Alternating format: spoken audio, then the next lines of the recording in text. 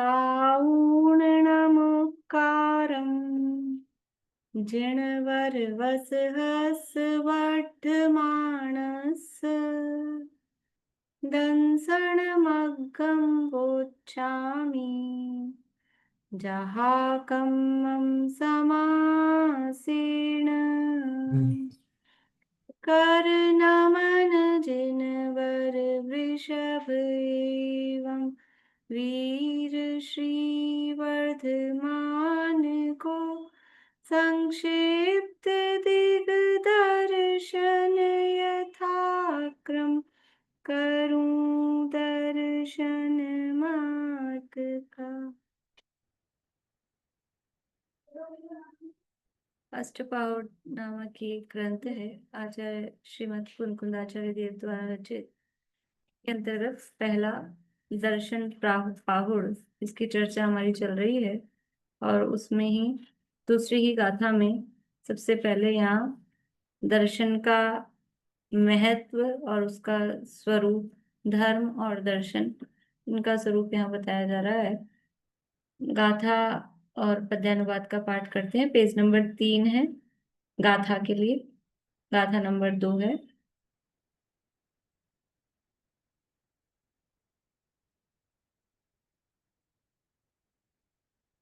तंसण मूलो धम्मो उवइठ्ठो जिनवरेहि सिस्साणम् तं सोऽर्णसकन्ने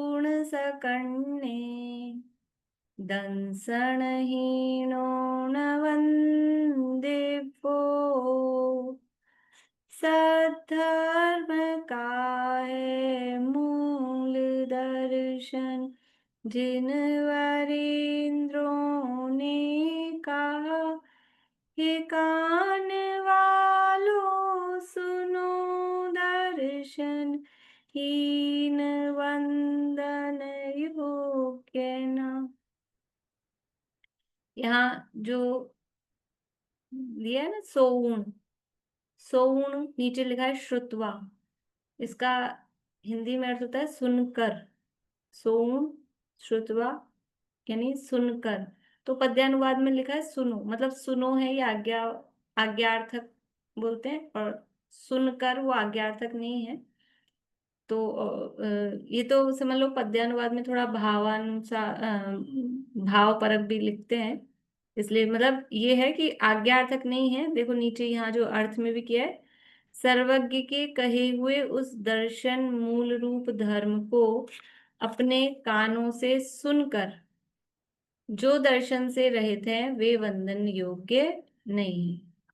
इसलिए दर्शनहीन की, ये तो भाव निकल रहा है इसका यही कि दर्शनहीन की वंदना मत करो, इसलिए पद्यानुवाद में उन्होंने सुनो शब्द दिया है। तो ऐसे कुछ गलत नहीं है, लेकिन अगर शब्दों से निकालेंगे, मतलब कोई व्याकरण वाला देखेगा, तो यहाँ उसका अर्थ है श्रुत्वा। श्रुत्वा यानी सुनकर, सुनो ऐसा इसका सीधा अर्थ नहीं है, पर उसका भाव वही निकलता है।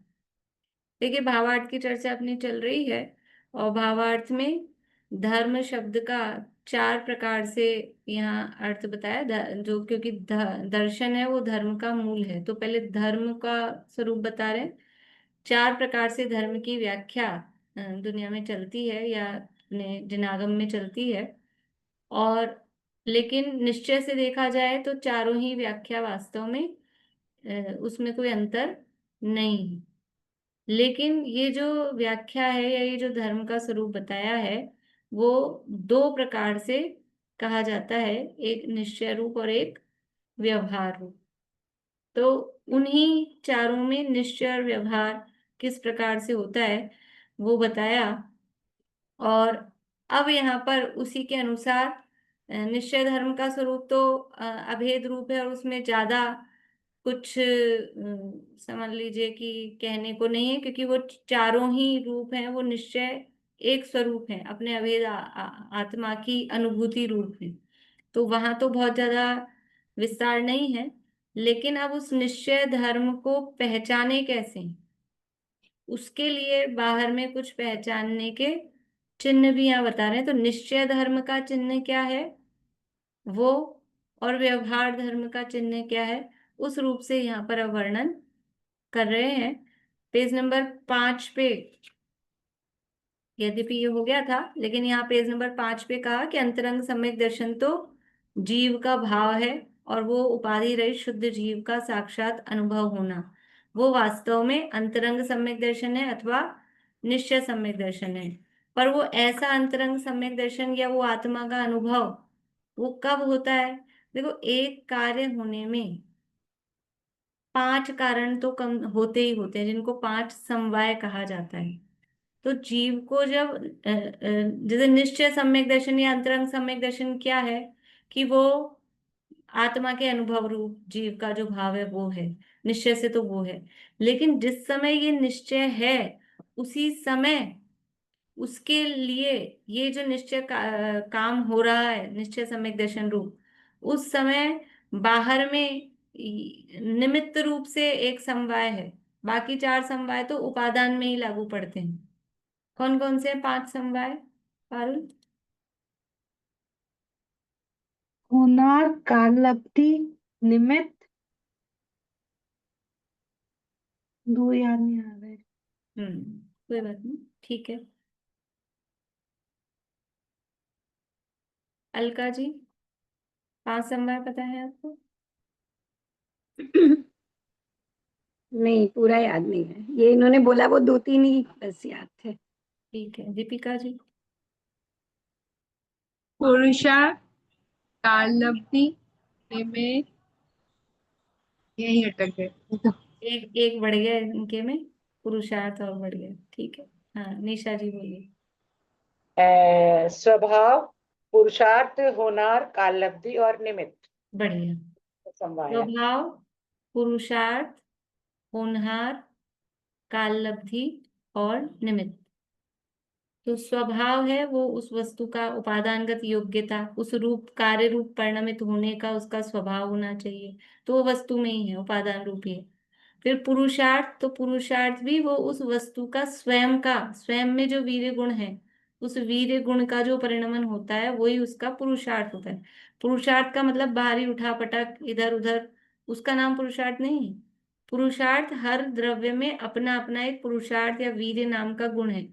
गोमट सार की क्लास में हमने देखा था अंतराय को अंत में क्यों रखा, क्योंकि वो वीर्य गुण का घात करता है। और वीर्य गुण क्या है, कि वो चेतन अचेतन सभी द्रव्यों में, जीव अजीव सब में ही पाया जाता है, कॉमन है। तो वीर्य गुण है, उसका ही नाम पुरुषार्थ है। वो सब में पाया जाता है, तो हर द्रव्य में अपना अपना वो वीर्य होता है, तो वो भी उपादान रूप हुआ। और होनहार और काल लब्धि क्या चीज है, कि जो काम हुआ उसी को होनहार कहते हैं। तो वो काम जो हुआ है वो भी उसी रूप से है, तो वो भी उपादान रूप है, बाहर में उसका कुछ नहीं है। और जिस समय हुआ, तो वो उस द्रव्य के उस रूप परिणमित होने की, वो कार्य होने का काल, जो कार्य जिस द्रव्य में हो रहा है, उस द्रव्य में उस रूप परिणमित होने का जो काल है, वो उसकी काल लब्धि है। तो ये भी स्वाश्रित ही है, ये भी उपादान के आश्रित ही है। बाहर की काल लब्धि से मतलब नहीं है कि आज मोक्ष सप्तमी है, कि आज दीपावली है, तो आज के दिन ये काम हुआ, वो मतलब आरोप डालें भले ही, लेकिन जिस समय जिस द्रव्य में जिस रूप परिणमित होने की योग्यता होती है। देखो, महावीर भगवान मोक्ष गए कार्तिक कृष्ण अमावस्या को, तो क्या उनके जीवन काल में कभी कार्तिक कृष्ण अमावस्या नहीं आई थी? जितने वर्ष की उनकी उम्र है, उतनी ही कार्तिक कृष्ण अमावस्या आई ना। लेकिन बस जिस दिन उनमें उस रूप परिणमित होने की, मोक्ष जाने की योग्यता हुई, उस दिन उनकी काल लब्धि कही जाती है कि आज काल आ गया। अपने 23 में से 19 है जहां तक है, और कंफर्म देख लेना। तीर्थंकरों को जन्म कल्याणक के दिन ही उनको वैराग्य हुआ। उनकी जन्म कल्याणक और दीक्षा कल्याणक की तिथि एक ही है। तो क्या उनके जीवन में कभी जन्मदिन नहीं मनाया गया था? वो ऐसा भी प्रसंग उनमें आता है लगभग सभी में, कि उनके जन्मदिन का उत्सव हो रहा था बढ़िया, और फिर उसमें ही वहां बीच में उनको वैराग्य आ गया। तो राजा महाराजा थे सब, हर ही जन्मदिन मनाया जा रहा होगा उनका। ऐसा थोड़ी ना कि वो जिस दिन वैराग्य, आज इनको वैराग्य आना है, आज इनका जन्मदिन मना लो, ऐसा थोड़ी ना है। लेकिन जब उस रूप उनको परिणमित, वैराग्य रूप परिणमित होने की योग्यता आती है, तब उसको काल लब्धि, या जिनको वैराग्य की रूप काल लब्धि आ गई, तो काल लब्धि भी उसी के आश्रित है, बाहरी किसी तिथि आदि या अन्य किसी के आश्रित नहीं है। तो चार चीजें, स्वभाव, पुरुषार्थ, होनहार और काल लब्धि, ये तो स्वाश्रित है। और पांचवा जो समवाय है वो है निमित्त, कि जब भी कार्य होगा तो निमित्त होगा। और निमित्त किसे कहते हैं? बोले नूतन जी। निमित्त पढ़ा था अपन ने कर्मकांड में। कुछ जो आपको समझ आया वो बोलो, परिभाषा की जरूरत नहीं है। निमित्त किसे कहते हैं? किसी कार्य के होने में जो उसके साधक कारण होते हैं, जो बढ़िया, बहुत क्रिया अच्छा। होती है, वो निमित्त यानी कहलाते जो कार्य हो रहा है उसमें जो साधक हैं, जो हैं। उसमें सहायक हो रहे हैं, पूरे। होते हैं, बस जी। होते हैं इसीलिए उनको सहायक कह देते हैं। सहायक का मतलब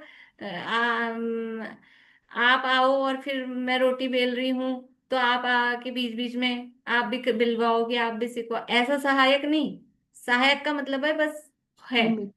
होना, उतना ही निमित्त हो जाता है। बाकी मतलब वो इन्वॉल्व वाला सहायक भी हो सकता है, लेकिन कोई उसकी 100% ऐसा ही हो, वो आवश्यकता नहीं है। तो कार्य के होने में जो होता है, कार्य का, कार्य के होने का आरोप जिस पर आ जाता है, वो निमित्त कहलाता है। और एक बात और हमेशा, ये तो हमेशा याद रखना, कि निमित्त हमेशा परद्रव्य होता है। जो कार्य जिस द्रव्य में हो रहा है उससे एक्सटर्नल होता है, उससे बाहर होता है, अलग होता है, वो निमित्त होता है। तो यहाँ पर अंकल, सुरेश चंद्र जी अंकल जी, जो यहाँ पर बात चल रही है, क्या बात चल रही है? कि कार्य होने में पांच कारण होते हैं, तो चार कारण है वो तो स्वाश्रित हैं, उसी द्रव्य में अपने आप हो, अपने में है। और जो पांचवा कारण है निमित्त, वो भी अनिवार्य फैक्टर है, कंपलसरी है, वो होगा, लेकिन वो क्या है? वो परद्रव्य है। ठीक है, बस इतना ही अभी मेरे को पांच समवाय बताना है। यहाँ पर कार्य क्या हो रहा है? जीव में सम्यक दर्शन रूप कार्य हो रहा है। तो जीव में सम्यक दर्शन रूप कार्य हो रहा है, तो वो उसका स्वभाव है, उसका पुरुषार्थ है, उसकी होनार हो गई है, वो उसका काल आ गया है, ये सब हो गया। अब निमित्त क्या होगा? निमित्त भी तो होगा ना कुछ, क्योंकि वो एक फैक्टर है, उसके बिना कार्य नहीं होता। कौन वहां पर है कि नहीं है? देखो, निमित्त सद्भाव रूप भी हो सकता है, अभाव रूप भी हो सकता है। बहुत आप लोगों ने ऐसे केस सुने होंगे कि किसी पिताजी को बहुत धर्म में रुचि, माताजी को बहुत धर्म में रुचि, और बच्चों को कह कह के मंदिर जाया करो, पूजा पाठ किया करो, इतना भी नहीं करते थे बच्चे की मंदिर भी जाते हो, और फिर पता लगा वो स्वर्ग सिधार गए, माताजी अथवा पिताजी। फिर ऐसा हुआ कि तब से बच्चों को लगा कि नहीं, हमारी माँ कहती थी और हमको जाना चाहिए, और वो डेली मंदिर जाने लग गए। तो ये क्या हुआ? ये अभाव रूप निमित्त। अभी मम्मी नहीं है, पिताजी नहीं है, लेकिन अब वो चले गए, तब ये उनको आया। वो होते, अब वो प्रेरणा दे रहे होते, तो वो सद्भाव रूप निमित्त। उदाहरण समझ लेना, एक देश जैसा भी लगे, और भी इस तरह के उदाहरण अपन बना सकते हैं। तो यहाँ पर कौन सा निमित्त बन रहा है? ये अभाव रूप। इस सम्यक दर्शन होने में कर्म का उपशम, वो भी कर्म का अभाव रूप है। कर्म का क्षय, वो भी अभाव रूप है। और क्षय उपशम में भी अभाव की ही प्रमुखता है। छह प्रकृतियों का तो उदयाभावी, क्षय और सदवस्था रूप उपशम हो रहा है ना, तो वहां भी उसका अभाव रूप निमित्त की प्रमुखता है। सम्यक प्रकृति की तरफ से देखेंगे तो सम्यक प्रकृति का उदय, वो सद्भाव। तो यहाँ निमित्त क्या है? यहाँ निमित्त कर्मों के उपशम, क्षय अथवा क्षय उपशम। और कर्म क्या है? कर्म परद्रव्य है।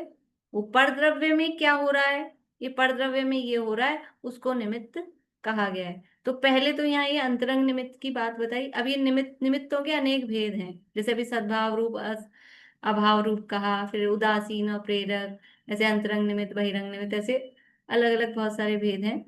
कभी की तो है अपन ने चर्चा, स्टोपदेश और समाधि, स्टोपदेश के समय की है। पर अब नए नए लोग रहते हैं ना, थोड़ा थोड़ा सा, इसलिए बीच बीच में बताना पड़ता है। ठीक है।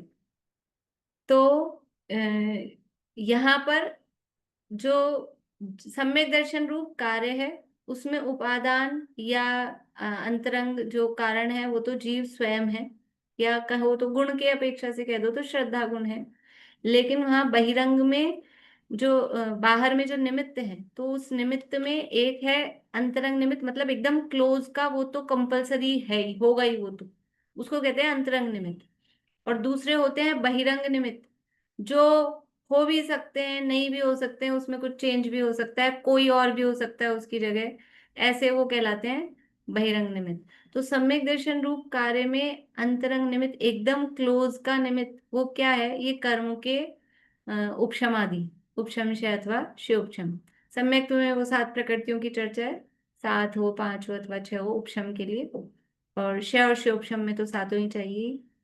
वो है अंतरंग निमित्त। और बहिरंग निमित्त तो यहाँ दिया था सम्यक के बाह्य कारण। अब वो जिनेंद्र दर्शन हो रहा है, कि जिन पंचकल्याणक दर्शन हो रहा है, कि अथवा वेदना हो रही है, अथवा जाति स्मरण हो रहा है, ये सब है बहिरंग कारण। ये हो भी सकते हैं, कदाचित ये नहीं दिख रहे हो सामने प्रत्यक्ष किसी को इस तरह का, तो भी अंतरंग में अगर किसी को सम्यक का काल लब्धि हो गई है, या उसकी होनहार है, या सम्यक प्रकट हो रहा है, तो अंदर में कर्मों के उपशमादि तो होंगे ही होंगे। उपशमादि बोल रही हूँ, तीनों में से जो भी हो समझ लेना ऐसा। तो कल यहाँ हमने देखे थे सम्यक के बाह्य कारण, तो उसमें कोई तो अनंत बिंब का देखना, कि उसके जिन कल्याणक की महिमा देखना, कुछ के जाति स्मरण, कुछ के वेदना, कुछ के धर्म श्रवण, कुछ के देवों की रिद्धि का देखना इत्यादि। तो इसमें अलग अलग गति के हिसाब से अलग अलग कारण बताए हैं। वो कल मैंने कहा था कि जैसे वेदना है तो वो नरक में ही कारण बनेगा, मनुष्य में नहीं बनेगा। तो ऐसा मतलब शास्त्र में तो वही कारण वहां दिए, वेदना को नरक में दिया है, और यहाँ धर्म श्रवण, जाति स्मरण, जिनेंद्र भगवान के दर्शन, वो मनुष्य तिरंचों में वो कारण दिए हैं।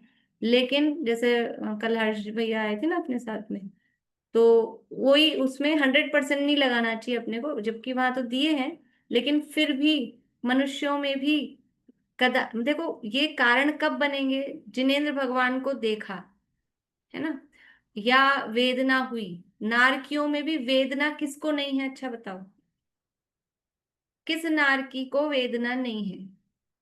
सबको है। अच्छा, किस समय नहीं है? कोई समय ऐसा होता हो कि नहीं होती हो? सबको है, और हर समय है, पूरे होल लाइफ वो वेदना। तो क्या सब नारकियों को सम्यक का निमित्त है? सब नारकी को सम्यक तो हो जाता है? नहीं होता है। अच्छा, कोई नारकी मिथ्या दृष्टि पैदा हुआ नरक में, और उसको उसकी आयु के, मान लो उसकी 1 सागर की आयु थी, उसको 100 साल बाद सम्यक्त हुआ, तो क्या वो शुरू के 100 साल में उसको वेदना नहीं हुई थी? शुरू के 100 साल में वेदना तो थी ना, फिर उसको क्यों नहीं सम्यक्त हुआ? तो वेदना सम्यक का निमित्त कब कहलाती है? कि उस वेदना के बाद, उस वेदना को फील करके, फिर वो ये विचार करे कि ये वेदना मुझे क्यों हो रही है।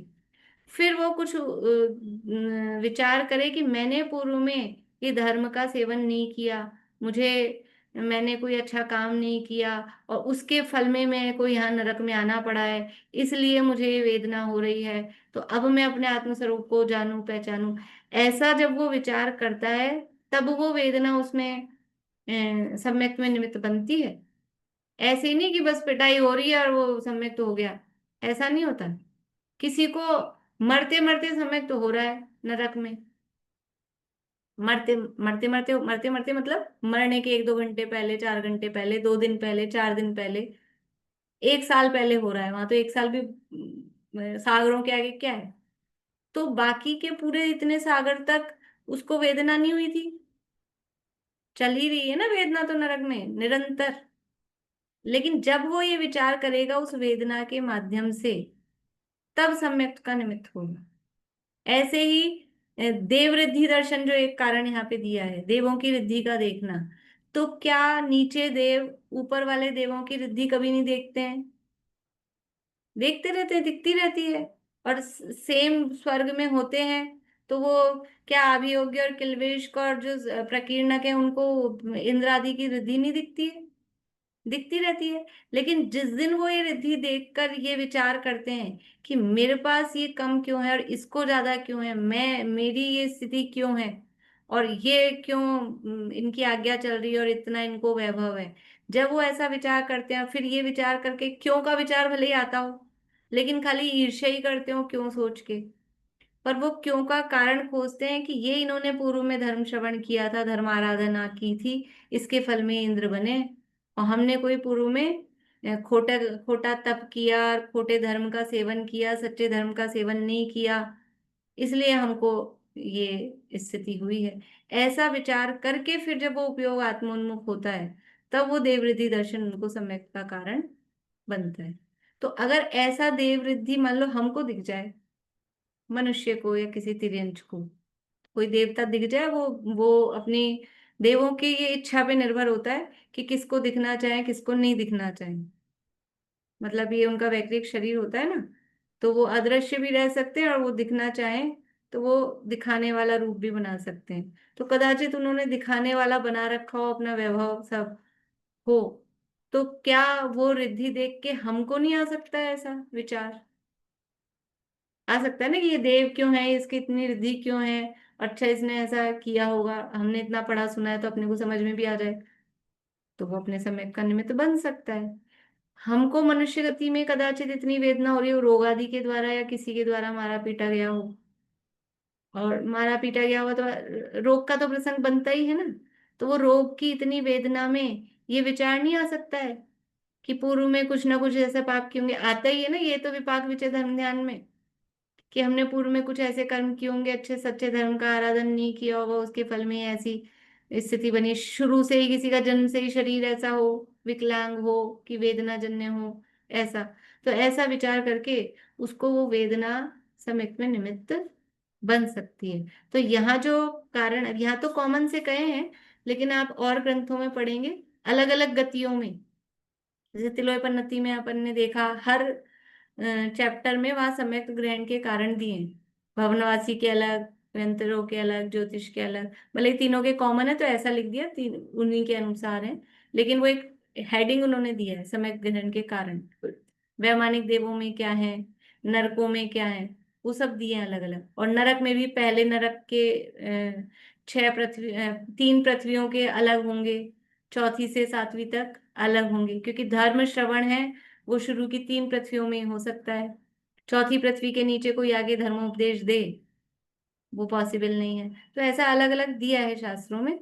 तो वेदना और ये इस तरह के जो हैं, जैसे देव वृद्धि दर्शन वो केवल देवों में दिया है कारण, वेदना है वो नारकियों में दिया है, तिरंचों में भी ले सकते हैं इसी तरह से उसको। तो वो प्रमुखता से समझना। एक उदाहरण मुझे ये ख्याल आया बाद में, फिर पौराणिक, ये आप लोगों ने पद्म पुराण नहीं, हरिवंश पुराण, उसमें एक कथा सुनी हुई होगी आप लोगों की, कि पांडव जब वो वेश बदल के रह रहे थे पांडव लोग, तो वो अलग अलग भीम ने रसोइये का वेश धारण किया था, अर्जुन ने नर्तकी का वेश धारण किया था, ऐसे वो वहां रह रहे थे। तो वो जो वहां का राजा था, उस राजा का जो साला था कीचक, कीचक का नाम तो सुना है ना सबने। वो कीचक, वो क्योंकि वो नर्तकी के वेश में अर्जुन रह रहा था, तो वो उस पे मोहित हो गया। और जब मतलब जबकि वहां कह भी रखा था कि ये उन्हीं 5 में से भी किसी की, अर्जुन की जो मतलब किसी की पत्नी है, ऐसा करके वो नर्तकी बनी हुई थी, तो वो उसको मतलब इस तरह से द्रौ- प्रस्ताव रखता था, तो उस द्रौ- द्रौपदी ने शिकायत की भीम से। द्रौपदी के ऊपर मोहित हो गया था। हाँ, सॉरी, सही, अर्जुन पे नहीं, हाँ, द्रौपदी। द्रौपदी तो अर्जुन की पत्नी थी, अर्जुन तो नर्तकी ही बना हुआ था, ऐसा था ना। और द्रौपदी उनमें से किसी की पत्नी के रूप में वो वहां वैसे अन्य मालिन का काम करती थी, वो फूल वगैरह हाँ, मालिनी, सही सही। तो मालिक का काम वो करती थी, तो वो द्रौपदी पे मोहित हो गया, सही। तो अब वो द्रौपदी ने भीम से शिकायत की कि ये ऐसे ऐसे रोज मेरे साथ इस तरह से करता है, तो भीम ने कहा कि ठीक है, आप टाइम और जगह बता दी कि उस दिन के लिए उसको कह देना कि वहां आके मिले। तो द्रौपदी ने वैसे ही किया, और वो वहां पर द्रौपदी की जगह भीम, वो अपने वस्त्राभूषण स्त्रियों के पहन के, और वो बैठ गए। पूरी सुनाऊं ना, मतलब सुनी भी है कि, अगर सुनी भी है तो मैं तो डायरेक्ट प्रसंग बता दूं, अब तो थोड़ी ही बची है खैर। तो फिर वो जब वहां आया, कीचक, और कीचक जब वहां आया और फिर थोड़ी देर तो वार्तालाप करता रहा, फिर भीम ने अपना रूप दिखा दिया और इतनी पिटाई की, इतनी पिटाई की। वहां अदर कास्ट वाली जो चलती है ना, उसमें तो वो ऐसा दिखाते हैं कि उसके दो फाड़ कर दिए, मार ही दिया, लेकिन मारा नहीं। अपने वाले में जान से नहीं मारा। यहाँ जो अ, हरिवंश पुराण में कहा, अपने वाले मतलब जो रियल है, वहां तो वो कथा चलती है जैसी भी है। तो वो कीचक को मार खाते खाते वैराग्य हो गया। अगर देखो, पहले से सम्यक दृष्टि था क्या कीचक? अगर पहले से सम्यक दृष्टि होता तो परिस्त्री पे निगाह नहीं जाती। इसका मतलब है मिथ्या दृष्टि था, और मिथ्या दृष्टि था, और वो मार खाते खाते उसको उस वेदना से समझ लो विचार आया, और सम्यक्त भी हुआ, और वैराग्य हुआ, दीक्षा ले ली और मोक्ष चले गए। अपन जहाँ कीचक कीचक बोल के हम नमो सिद्धाणम बोलते हैं, तब उनको नमस्कार करते हैं। अभी तो हम जी भी नहीं लगा रहे कीचक कीचक करके, और हमारे माइंड में इमेज वही पड़ी है कि वो ऐसा व्यभिचारी या परस्त्री पर निगाह डालने वाला ऐसा व्यक्ति है। लेकिन एक तो कौन कब बदल जाए पल भर में ही पता नहीं चलता है। कि किसी की परिणति को देख के आप उसका निर्णय भविष्य का भी, और बहुत पुरानी किसी की परिणति को देख के कि ऐसा ही है, ऐसी इमेज नहीं बनानी चाहिए। वो तो खैर अलग है, लेकिन यहाँ पर मतलब ये पौराणिक उदाहरण भी अपने को मिलता है कि वो वेदना के माध्यम से भी सम्यक की प्राप्ति अ, हो जाती है मनुष्यों में भी। इसलिए वहां ये जो निमित्त कहे गए हैं अलग अलग गतियों के आधार पे, तो प्रमुखता से उसको समझना। और एक ये देववृद्धि दर्शन वाला भी पौराणिक उदाहरण मुझे ख्याल आता है कि जब महावीर भगवान का समर्षण लगा हुआ था राजगृही पर, तो वहां का जो राजा था, राजा का नाम मैं भूल रही हूँ, संजीव जी बहुत सुनाते हैं, कई कई प्रवचनों में उनके आई है ये बात। तो वो उसने सोचा, वो बड़ा खुश हुआ राजा, उसको जब सूचना मिली ना कि महावीर भगवान का समर्षण आया है, तो वो बड़ा खुश हुआ। राजगिरी में नहीं होगा, कहीं और होगा, क्योंकि राजगिरी के तो श्रेणिक राजा थे, और कहीं जहाँ का भी वो राजा था छोटा होगा। तो वो क्यों खुश हुआ कि भगवान की वाणी सुनने को मिलेगी, इसलिए नहीं खुश हुआ कि मेरा इतना लवाजमा इतने दिनों से लॉकर में पड़े हैं सारे सेट वेट और ये सब, ये कब पहनने का मौका मिलेगा। अपन कब खुश हो जाते हैं, अब 10 लक्षण आ रहे हैं तो चलो लॉकर से निकालना है, अब मौका मिल रहा है, इतने दिनों से हवा ही नहीं लग रही उनको। तो वो ऐसे करके खुश हो गया, और वो अपना सारा लवाजमा और सब लेके समर्षण की तरफ निकला। तो सौधर्मेंद्र ने उसकी इस भाव को भांप लिया, जान लिया। वो अवधिज्ञानी तो होते ही हैं कि ऐसे घमंड सहित समर्षण में जा रहा है। तो सौधर्मेंद्र ने क्या किया, वो पूरी अपनी सतरंगिणी सेना के साथ, सतरंगिणी सेना होती है ना, आपको बताई थी 7 प्रकार की सेना होती है, रथ घोड़ा हाथी प्यादे नर्तकी ये सब। तो वो अपनी पूरी सेना और जितना उसका वैभव था, स्वर्ग का वैभव, वो लेके आकाश मार्ग से आया उसके पैरेलल। तब देवों के वैभव के आगे इनका क्या, इनका क्या वैभव है। तो बिल्कुल ऐसे पांडु पलाश कल्पम, ढाक के पत्ते के समान फीका हो गया वो तो सारा बिल्कुल उनका वैभव। तो वो समझ गया राजा कि ये मुझे नीचा दिखाने के लिए लाया है। तो ये देखकर उसको, वो रिद्धि देखकर उसको वैराग्य हो गया, और बोला कि तूने मुझे इस वैभव में तो हरा दिया, अब मैं दीक्षा लेने जा रहा हूं, अब तू हरा के बता मुझे। तो मतलब वो देव रिद्धि देख के सम्यक की प्राप्ति और वैराग्य की प्राप्ति मनुष्य गति में भी हो सकती है। इसे 2 उदाहरण फिर मुझे ख्याल आए। तो इससे समझ में आता है कि हमको जो शास्त्र में दिया है वो नियम, उनको प्रमुखता से लगाना चाहिए, 100% नहीं। ठीक है, तो इतनी तो कल के लिए मैंने आपको बात बताई। कहानी सुन के मजा आया सबको, सब प्रसन्न प्रसन्न दिख रहे हैं। चलिए अब थोड़ी सी चर्चा आगे बढ़ाते हैं अपन, पेज नंबर 6 पे।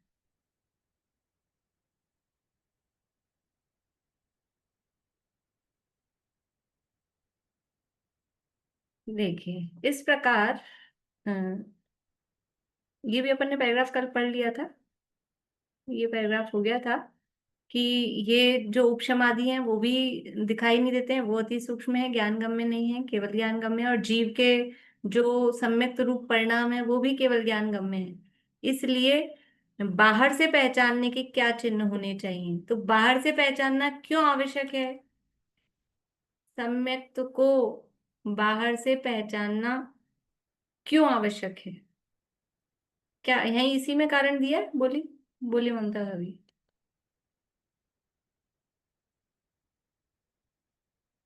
ममता भाभी, आवाज चालू करिए। आस्तिक्य का अभाव हो जाएगा और व्यवहार का लोप हो जाएगा। बहुत बढ़िया। यदि बाहर से नहीं पहचानेंगे कि कौन सम्यक दृष्टि है या क्या, तो व्यवहार नहीं हो पाएगा और धर्म में हमारी श्रद्धा नहीं रहेगी, आस्तिक्य का अभाव हो जाएगा। देखो हमको कोई यहाँ तो उपदेश दिया है कि दर्शन मूलो धम्मो, और दर्शन को धारण करना चाहिए। सारे शास्त्रों में यही सम्यक दर्शन प्राप्त करो, सम्यक दर्शन प्राप्त करो। तो किसी को प्राप्त होता भी है क्या? ये तो हमको पता लगे, पता लगा आप उपदेश दिए जा रहे हो, दिए जा रहे हो, और ये ऐसा सम्यक तो किसी किसी को प्राप्त भी होता है कि नहीं, कि खाली हम बस हवा में ही बातें चल रही है। तो हमको ये दिखे कि नहीं, ऐसा सम्यक तो प्राप्त किया जा सकता है, वो हमारे सामने है ऐसे लोग। तो श्रद्धा और बढ़ती है। किसी भी चीज के लिए हम कहें कि अब जैसे आपको कहें गाथाएं याद करो, कि ये इतनी सारी गाथाएं, जब चालू किया था ना कार्तिकेय अनुप्रेक्षा, तो सब बोले ये इतनी सारी। पहले तो द्रव्य संग्रह चल रहा था, उसमें 58 गाथाएं, तो वो तो कर ली सबने। और अब ये कार्तिकेय अनुप्रेक्षा, ये 300 400 गाथाएं, ये भी करनी पड़ेंगी क्या? ये नहीं करेंगे, ये तो कैसे हो पाएगी? तो मैंने कहा चालू तो करो, अब पहला पहला तो जितनी होती है उतनी तो करो। तो बाकी हमने शुरू में तो पहला जो भावना था, अनित्य भावना, वो तो सब बहुत सारे लोगों ने की, मैंने भी की। और फिर आगे क्या हुआ, आगे सब छोड़ गए, लेकिन कर सकते हैं। रेणु जी ने की ना, वो तो कुछ मैंने छुड़ाई है, वो छुड़ा दी, नहीं तो वो पूरी भी कर सकती हैं, ऐसी बात नहीं। तो हमको विश्वास होता है ना कि कर सकते हैं, तो दिखता है, तो उस इसीलिए हमको कोई सम्यक दर्शन प्राप्त कर सकता है, कोई जीव मुनि बन सकता है, ये तीन कषाय चौकड़ी का अभाव हो सकता है, कोई जीव भगवान बन सकता है। खाली बातें ही बातें कि भगवान होते भगवान होते, ये दिखते अनंत परमात्मा। इसीलिए सिद्धों को तो किसने देखा, बातें हैं हवा में, क्या मालूम। लेकिन यहीं इसी धरती पर हमको ये भगवान दिखाई देते हैं, ये अनंत भगवान है, ऐसे भगवान बन सकते हैं। और लॉजिक से भी करते हैं बात, ये तो देखने वाली बात है। उसमें लॉजिक भी होता है कि कर्मों का अभाव हो सकता है कि नहीं हो सकता है, कि हो सकता है। ये संबंध भद्राचार्य ने इस तरह के तर्क दिए अपनी स्तुतियों में, देवागम स्तोत्र में। जब हमको ज्ञान की हीनादिकता दिखती है कि नहीं, किसी में ज्ञान कम है, किसी में ज्ञान ज्यादा है, हमको कितना ज्ञान है और वो द्वादशांक का ज्ञान। तो जब ये ज्ञान में फ्लैक्चुएशन कैसे हो रहा है, कि वो कर्म में जो उसका शोषम है वो कम ज्यादा होने से ये होता है। तो जब कर्म कुछ अधिक रूप से मतलब दबे हैं, या उनका उदय मंद है, तो इतना इतना ज्ञान हो सकता है। तो ऐसा भी हो सकता है कि कर्मों का पूरा अभाव हो जाए। ये लॉजिक से, तर्क से सिद्ध होता है कि जब ये कर्मों में हीना दिखता, उसके उदय आदि में हीना दिखता हमको दिखती है, तो फिर उसका पूरा अभाव भी पाया जाता। कोई ना कोई जीव ऐसा हो सकता है कि जिसको ये ज्ञानावरण कर्म का पूरा अभाव हो। क्योंकि हमको यहाँ अगर नहीं हो तो सबका ज्ञान एक सा होना चाहिए था, लेकिन हमको बहुत अंतर दिखाई देता है, अपने अपने लेवल के लोगों में ही बहुत अंतर दिखाई देता है। इसका मतलब है कि कोई ना कोई ऐसा भी हो सकता है कि जिसके पूरे कर्मों का अभाव हो। तो ये लॉजिक से भी, अनुमान से भी समझ में आता है।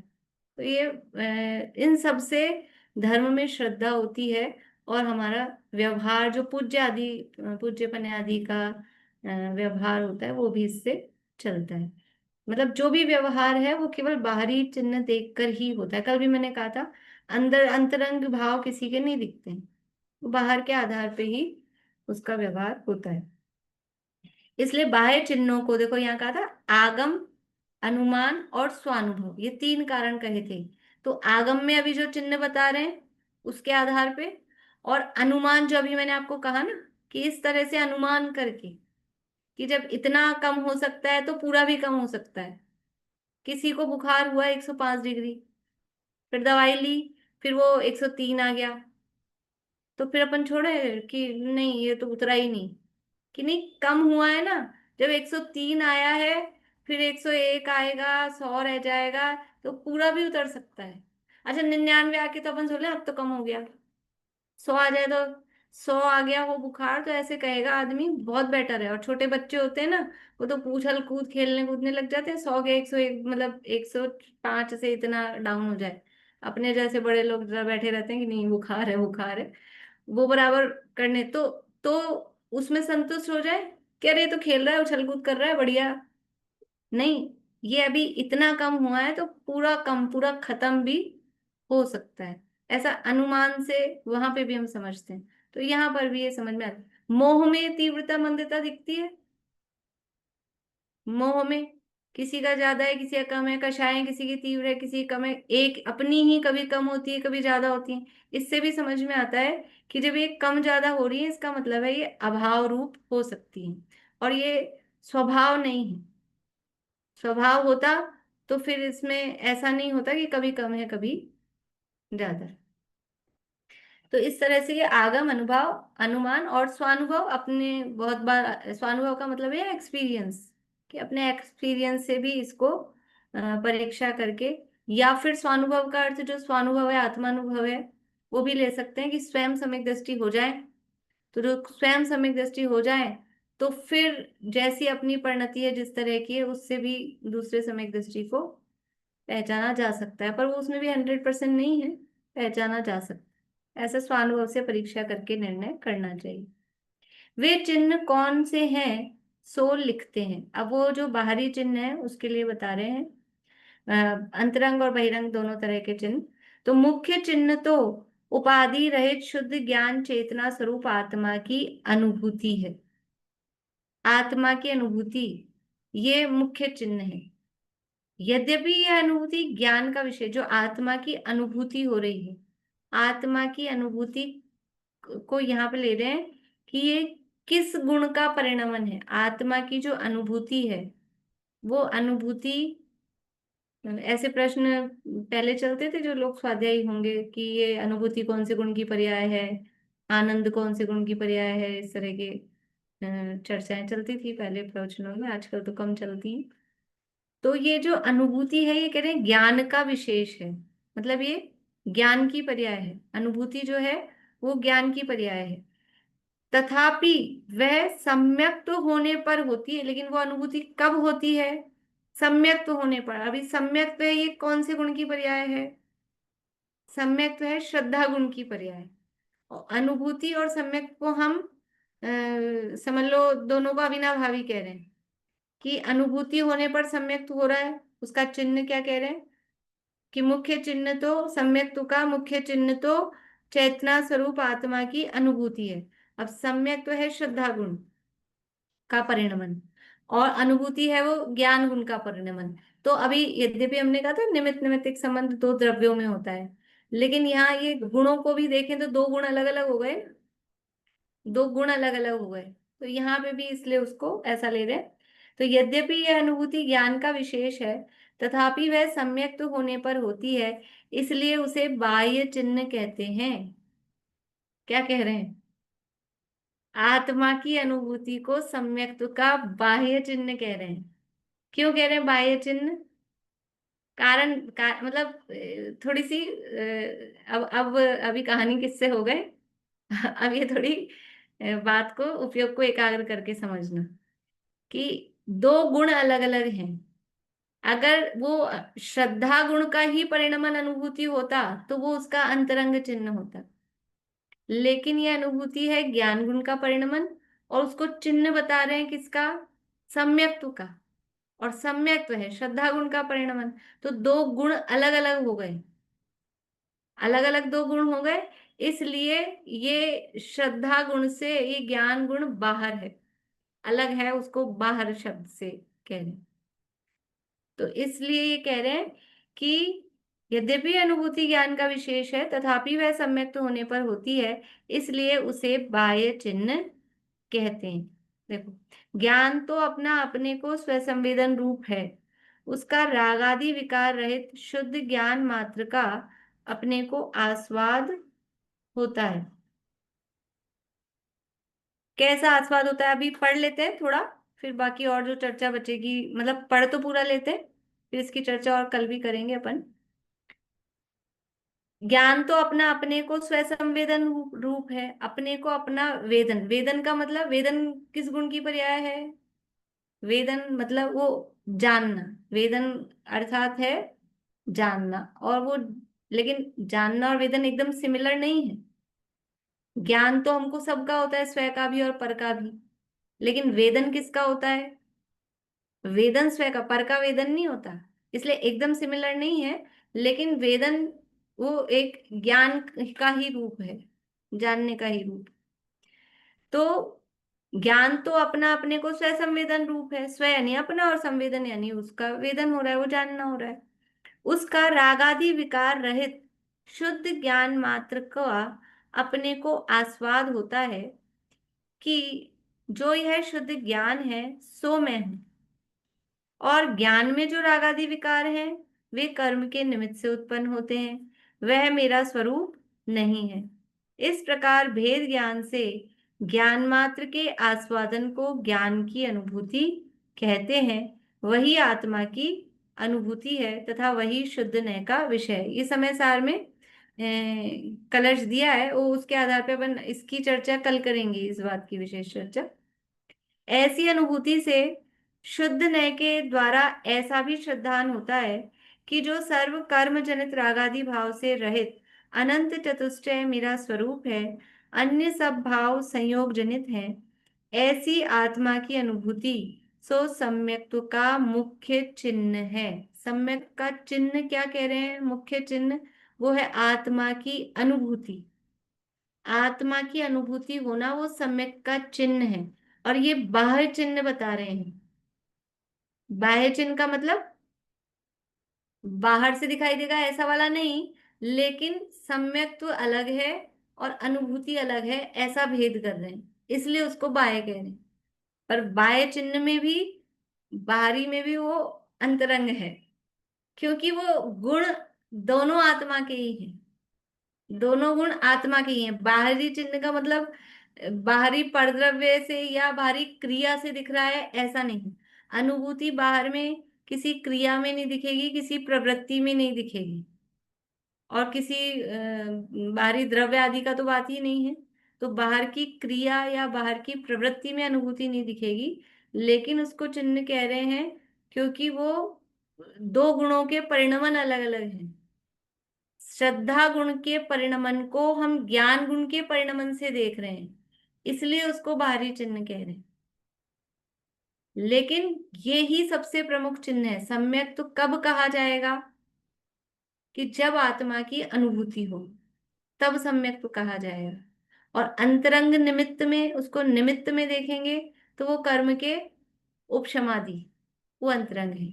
अब और दूसरे बाहरी जो भी हैं वो अलग है। तो यह आगे पढ़ देती हूँ, बाकी इसकी चर्चा अभी अपन और करेंगे, अभी पूरी नहीं हुई है इसकी चर्चा। यह मिथ्यात्व अनंतानुबंधी के अभाव से सम्यक तो होता है, उसका चिन्ह है। जो मिथ्यात्व और अनंतानुबंधी के अभाव रूप जो अंतरंग निमित्त है, उसका अंतरंग चिन्ह कह तो बाहर है, लेकिन वास्तविक जो उसका मुख्य चिन्ह है वो चिन्ह है अनुभूति। उस चिन्ह को सम्यक कहना सो व्यवहार है। अब व्यवहार क्यों है? उसका भी कारण यही है कि एक द्रव्य की परिणति को अन्य द्रव्य की कहना उसको व्यवहार का लक्षण कहा था।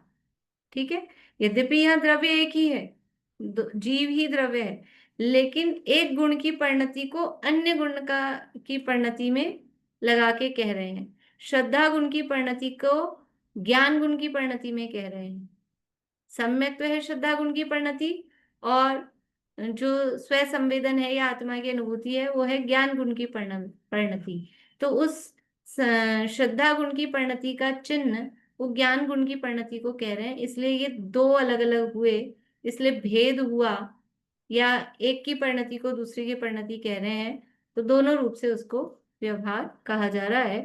अभी नहीं आया होगा अच्छे से समझ में, कल इसी की चर्चा अपन और करेंगे। अभी समय कम था लेकिन मैंने पढ़ दिया एक बार, फिर बाकी आगे की चर्चा अपन कल करेंगे। अभी गुणगान स्तुति करते हैं। भाभी ये जो अनुभूति का है इसमें मतलब शुरू का जो अनंतानुबंधी का भाव हुआ उसके रूप में सम्यक चारित्र भी ले सकते हैं इसको। सम्यक ज्ञान बोला है यहाँ तो। अनुभूति को अनुभूति को यहाँ वेदन के रूप में ले रहे हैं ना, तो अभी ज्ञान गुण की ही पर्याय यहाँ ले रहे हैं यहाँ पे। अदरवाइज अनुभूति को अनंत गुणों का परिणमन भी कहते हैं, या फिर अनुभूति में वो आत्मा में लीनता हो रही है तो उसको चारित्र के रूप में भी कहते हैं। वो अलग अलग अपेक्षाएं हैं, लेकिन अभी यहाँ पे उस संवेदन रूप से उसको ज्ञान मतलब रूप से ही ले रहे सम्यक ज्ञान जो है वो सम्यक दर्शन का चिन्ह है, ऐसा बता रहे हैं ये। हैं।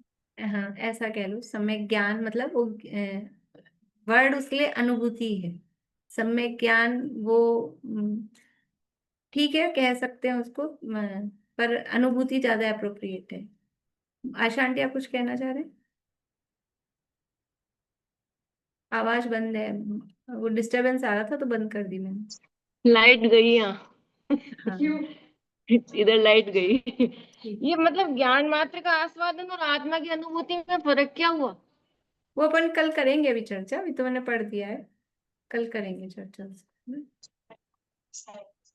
आत्मा की अनुभूति और सम्यक में फर्क नहीं है, वही है। लेकिन यहाँ जो फर्क दिखा रहे हैं ये गुणों का अंतर दिखा रहे हैं, बस इतना सा फर्क दिखा रहे हैं। मेन बात ये है इसमें, ठीक है ना। वो दो गुणों का अंतर यहाँ पर बताया जाए। तो जैसे बंद हो गई आपकी आवाज। मतलब श्रद्धा गुण कारण होता है और वो सम्यक ज्ञान भी वो हो जाता है, दोनों एक के साथ एक होते हैं लेकिन फिर भी वो आगे पीछे का हाँ फर्क होता है, सेम वैसे। हाँ हाँ, ऐसे समझ लीजिए। एक अपन ने वो पढ़ी थी बनारसी दास जी की उपादान निमित्त की चिट्ठी, मोक्ष हाँ, में मोक्ष प्रकट मात्र का पढ़ा था। तब वहां पे मोक्ष ऐसे मात्र ज्ञान गुण कारण, ज्ञान गुण को निमित्त और चारित्र गुण को उपादान, ऐसे करके वहाँ निमित्त मतलब गुणों में ही निमित्त उपादान घटाया था। हाँ, हाँ, ऐसा ही बड़ी। समझ- ऐसा ही समझ। चलो प्रीति बोलो। जब से लिया चैतन्य के आनंद का स्वाद, रमणीक भोग भी लगे मुझको सभी ने स्वाद। ध्रुव धाम की ही ओर दौड़े परिणति मेरी, निर्ग्रंथता की भावना अब हो सफल मेरी। बीते अहो आराधना में हर घड़ी मेरी।